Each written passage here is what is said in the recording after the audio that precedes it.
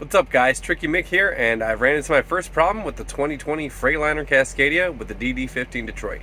My issue is the APU is not turning on. So let's take a look and dive right in. Now normally you would set your Thermo King to cool, fan, or heat, adjust it, and within a few seconds, it'll turn right on. But currently I have an ENG code with the exclamation point. So I'm going to go outside and check it out and see what's going on and see if we can get it running.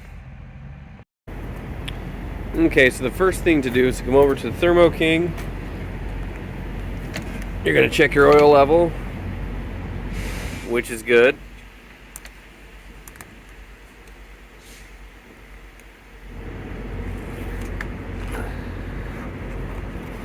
And now I already checked the coolant level and found out that it was low. So I added some coolant in right here.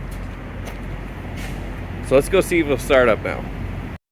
Alright, now that we've filled up the coolant, the check engine light should be gone and the fan here should turn on as soon as I get it going.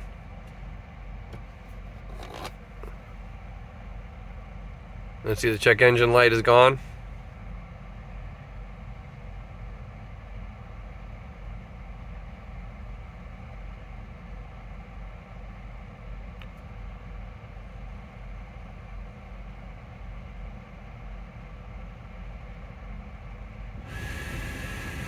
There we go. By adding coolant, our Thermo King is working again.